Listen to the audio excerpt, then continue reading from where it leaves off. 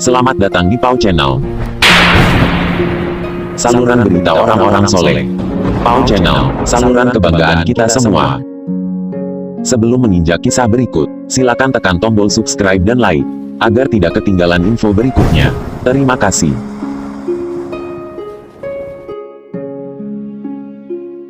Assalamualaikum warahmatullahi wabarakatuh. Jumpa lagi para pemirsa Pau Channel dimanapun Anda berada. Tak lupa, mari sama-sama berdoa agar semoga kami serta para subscriber dan pemirsa yang budiman selalu dalam keadaan yang sehat walafiat, lancar rezekinya, terbebas dari segala macam hutang piutang, terhindar dari segala mara bahaya, terhindar dari segala macam fitnah akhir zaman, dilancarkan urusannya, diberikan berkah hidupnya, keluarganya, dan tidak kurang dari sesuatu apapun. Amin amin ya rabbal alamin. Kali ini Pau Channel akan mengangkat sebuah kisah tentang saat Mbah Khalil belajar ke tempat Mbah Nawawi. Bagaimana kisahnya? Mari kita simak bersama. Pada episode terdahulu telah diceritakan bahwa pada masa kecilnya Mbah Khalil pernah diajak oleh ayahandanya pergi ke beberapa ulama. Salah satunya adalah Abu Dzarrin, seorang waliullah di Pasuruan, Jawa Timur. Pada saat Khalil kecil di tempat Abu Dzarrin, beliau dapat pesan agar kembali lagi ke tempat Abu Dzarrin di Pasuruan, Jawa Timur. Singkat cerita, Khalil kecil sekarang sudah menjadi dewasa. Beliau sangat tekun dalam mencari ilmu di beberapa pondok pesantren. Beliau telah lupa dengan kejadian luar biasa yang beliau alami saat di Pasuruan dahulu. Berkat ketekunan dalam hal mencari ilmu, beliau akhirnya menjadi sosok pemuda yang sangat disegani karena kealimannya. Beliau senang sekali mengikuti bahsul masail yang diadakan dimanapun. Apalagi kalau mengobrol tentang kitab-kitab atau hukum-hukum syar'i, pasti beliau sangat betah sekali. Beliau sudah merasakan manisnya rasa beribadah dan menuntut ilmu. Meskipun beliau sudah nyantri ke beberapa kiai alim dalam waktu yang tidak sebentar, hingga ukuran ilmu yang beliau peroleh sebenarnya sudah sangat mencukupi untuk diajarkan, namun beliau ibarat orang yang selalu haus akan tetesan air yang segar saat berada di tengah padang pasir. Begitu juga di dalam masalah belajar dan tabarruk, beliau masih merasa haus akan kedua hal itu. Hingga suatu ketika beliau mendengar tentang seorang ulama besar yang sangat alim di daerah Banten yang bernama Kiai Nawawi. Kealiman dan kezuhudan Kiai Nawawi sudah terdengar di seluruh penjuru Indonesia. Hingga saking seringnya Kiai Khalil mendengar tentang Kiai Nawawi, maka niat dan tekad beliau untuk berguru kepada Kiai Nawawi tidak bisa dibendung lagi. Beliau dengan sabar menunggu kedatangan Kiai Nawawi pulang ke Banten. Memang biasanya Kiai Nawawi juga pulang ke Banten, entah itu 2 tahun sekali atau lebih, meski cuma sebentar. Kiai Nawawi sendiri adalah salah satu kekasih Allah yang di kehidupan beliau selalu dipenuhi dengan kemuliaan dan karomah. Terbukti saat beliau masih berada di kota Mekah, beliau tahu dengan apa yang diinginkan oleh Kiai Khalil yang ada di Madura pada saat itu. Segera beliau berangkat pulang ke Banten dengan waktu perjalanan yang tidak seperti biasanya, seperti yang dilakukan oleh Syekh Abdul Qais Al-Haruni, seorang wali dari Turki yang tiap habis berjamaah subuh di Turki lalu mengajar di Madinah Al-Munawwarah dan pulang lagi ke Turki sebelum matahari terbit. Jika Allah yang berkehendak kepada Kiai Nawawi, seperti halnya pada Syekh Al-Haruni tadi, maka tidak perlu waktu lama untuk menempuh perjalanan dari Makkah ke Banten. Sesampainya Kiai Nawawi di Banten, banyak yang gembira atas kepulangan beliau, banyak yang sowan. Berita kepulangan beliau pun segera menyebar ke seluruh tanah Jawa dan Madura. Begitu senangnya hati Kiai Khalil mendengar hal itu, segera beliau bersiap-siap menempuh perjalanan ke Banten. Ketika Kiai Nawawi mengetahui bahwa Kiai Khalil akan berkunjung ke Banten, beliau hanya tersenyum dan segera beliau bersiap-siap kembali ke Makkah agar Kiai Khalil tidak bisa menemuinya. Beliau berpesan pada salah satu keluarganya, jika ada pemuda yang bernama Khalil datang, bilang saja saya sudah kembali ke Mekah, dan tolong hal ini jangan kau ceritakan pada siapapun, karena ini adalah urusan saya dengan kiai muda itu, Kiai Khalil. Ternyata Kiai Nawawi memang benar-benar kembali ke Mekah. Akhirnya sampailah Kiai Khalil muda itu di rumah Kiai Nawawi.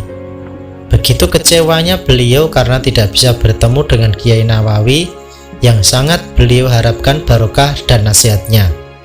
Beliau sangat ingin belajar kepada Kiai Nawawi meskipun cuma sebentar. Rasa capek tidak beliau rasakan. Tekadnya untuk belajar kepada Kiai Nawawi tidak surut, malah semakin menjadi-jadi. Akhirnya Kiai Khalil pun berencana menyusul Kiai Nawawi ke Mekah. Adapun Kiai Nawawi yang sudah berada di Mekah, ketika tahu bahwa Kiai Khalil muda akan menyusul dirinya ke Mekah, beliau mengajar seperti biasanya di salah satu daerah di Mekah sambil menunggu kedatangan Kiai Khalil muda itu. Akhirnya tiba saatnya Kiai Khalil berangkat ke Mekah dengan membawa bekal secukupnya yang bisa beliau bawa. Meskipun sangat lama perjalanan menuju Mekah, namun semua itu terkalahkan oleh tekad dan niat beliau untuk belajar kepada Kiai Nawawi. Itulah gambaran sosok Kiai Khalil yang tidak pernah merasa cukup dan puas dengan ilmu agama yang sudah didapat di beberapa pesantren. Beliau masih tetap ingin belajar dan belajar terus. Tibalah Kiai Khalil di tanah suci Mekah. Terlebih dahulu beliau datang ke Masjidil Haram yang di dalamnya terdapat Ka'bah yang mulia. Belum jelas sejarah mencatat apakah ketika beliau datang ke Mekah itu mencari Kiai Nawawi itu adalah yang pertama kali atau yang kedua kali.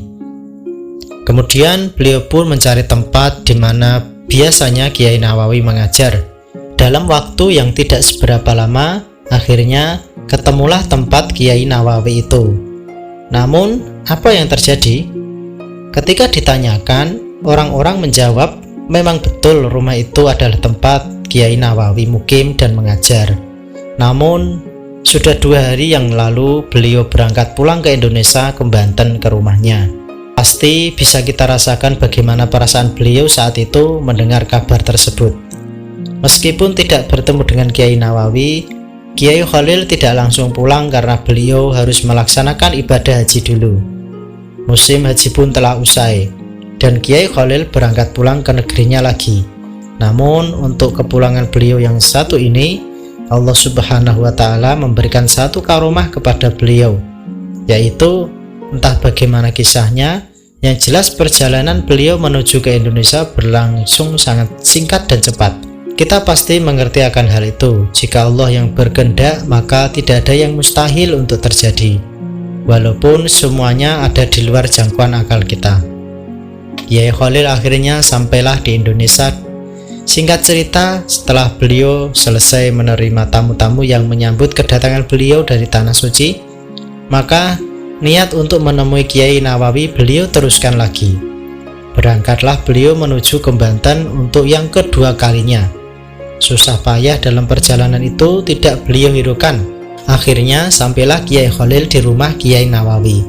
Ada yang berbeda kali ini, yaitu Kiai Nawawi sengaja menunggu kedatangan Kiai Khalil dan akan menemuinya. Tidak seperti sebelumnya, di mana beliau selalu menghindar agar Kiai Khalil tidak bisa menemui dirinya. Pastilah itu semua ada tujuan dan maksud tertentu, dan Allah lah yang mengatur semua perjalanan para kekasihnya. Pertemuan pun akhirnya terjadi. Bahagia sekali hati Kiai Khalil bisa berhadapan langsung dengan Kiai Nawawi pada saat itu. Kiai Khalil sungkem di hadapan beliau. Kemudian saling ngobrol pun berlangsung. "Sampean dari mana, Gus?" tanya Kiai Nawawi. "Saya dari Madura, Yai," jawab Kiai Khalil. "Kira-kira ada keperluan apa ya, Gus?" Kiai Khalil pun menjelaskan tujuan beliau yang ingin menimba ilmu kepada beliau dengan bahasa yang sangat santun yang mencerminkan bahwa Kiai Khalil nantinya adalah bukan orang sembarangan. Kiai Nawawi pun mengerti akan maksud Kiai Khalil itu. Beliau pun berkata, "Loh, kenapa sampean datang jauh-jauh ke sini untuk menimba ilmu kepada saya? Bukankah di dekat daerah sampean terdapat seseorang yang sangat alim, sangat zuhud, dan sangat warok? Kenapa sampean tidak menimba ilmu pada beliau saja?" kata Kiai Nawawi. "Ngapunten, maaf Yai, siapakah orang yang Yai maksud tadi?" tanya Kiai Khalil penasaran. "Lah itu, Kiai yang ada di Pasuruan itu. Bukankah saat sampean masih kecil dulu sudah pernah ke sana? Dan bukankah Kiai itu dulu pernah bilang kepada sampean agar sampean datang ke sana lagi jika sudah besar?" jawab Kiai Nawawi. Jawaban Kiai Nawawi itu membuat beliau membuka kembali kenangan masa kecil dulu. Beliau teringat saat diajak ayahandanya bersilaturahmi ke tempat seorang kiai yang bernama Sayyid Abu Dzarrin. Namun dalam hati Kiai Khalil masih ragu, apakah Kiai Abu Dzarrin itu yang dimaksud oleh Kiai Nawawi? Nah, sudah ingat kan? Ya betul, nama beliau Kiai Abu Dzarrin. Sampean sudah lama ditunggu oleh beliau. Segeralah ke Pasuruan dekat desa Karangsono itu, kata Kiai Nawawi sebelum Kiai Khalil menanyakan siapa Kiai yang beliau maksudkan itu.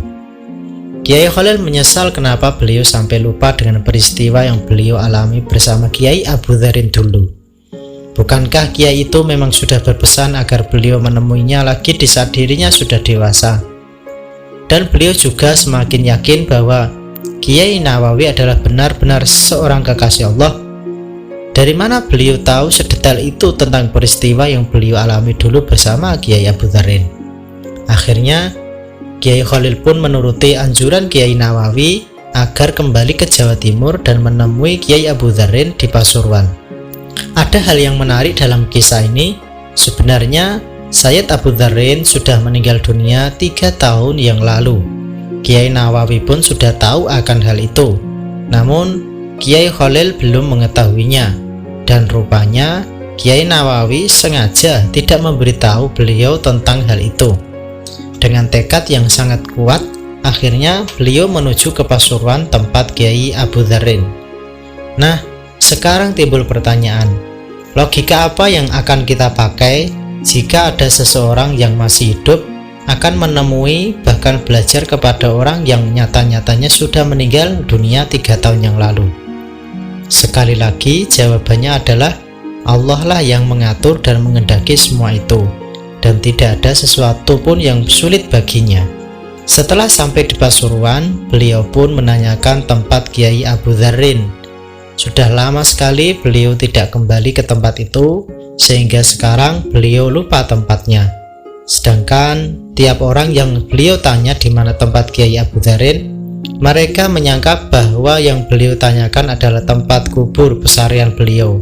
Mereka pun menunjukkan tempat kubur atau makam Kiai Abu Dzarrin itu tanpa memberitahu bahwa itu adalah tempat kuburan. Karena tidak mengetahui bahwa Sayyid Abu Dzarrin itu ternyata telah tiada, maka dalam benak Kiai Khalil, tempat yang mereka tunjukkan itu adalah rumah dari Sayyid Abu Dzarrin. Setelah beliau sampai di tempat Kiai Abu Dzarrin, subhanallah, benar-benar Kiai Khalil ditemui oleh beliau. Seakan-akan Kiai Abu Dzarrin itu benar-benar masih hidup. Tak jelas seperti apa proses belajar Kiai Khalil di tempat Kiai Abu Dzarrin saat itu. Yang jelas hingga kini di makam Kiai Abu Dzarrin terdapat sebuah tulisan di dinding yang menceritakan tentang pertemuan dan belajarnya Kiai Khalil bersama Kiai Abu Dzarrin At-Tuqa atau Kiai Tugu. Dan peristiwa itu sudah menjadi sebuah kisah yang selalu disampaikan pada saat acara Khaul Akbar Sayyid Abu Dzarrin di Pasuruan yang biasanya diselenggarakan pada tanggal 16 Syawal tiap tahunnya. Bahkan hingga kini dari pihak anak cucu Kiai Khalil selalu mengirimi beras ke Pasuruan untuk acara Khaul tersebut. Nah, Sobat Po Channel dimanapun Anda berada, begitulah kisah yang dapat kami sajikan kali ini. Semoga dapat memberikan tambahan wawasan dan ilmu kepada kita semua, dan semoga bermanfaat di kemudian harinya. Amin, amin ya rabbal alamin. Jangan lupa untuk menekan tombol subscribe, like, and share, dan aktifkan lonceng notifikasinya. Terima kasih dari kami. Apabila ada kekurangan dan kesalahan, mohon untuk dimaafkan, karena sesungguhnya kekurangan kesalahan datangnya dari kami, sedang kesempurnaan hanyalah milik Allah. Wallahu a'lam bishawab. Billahi taufik wal hidayah, waridho wal inayah, wal afu minkum. Wassalamualaikum warahmatullahi wabarakatuh.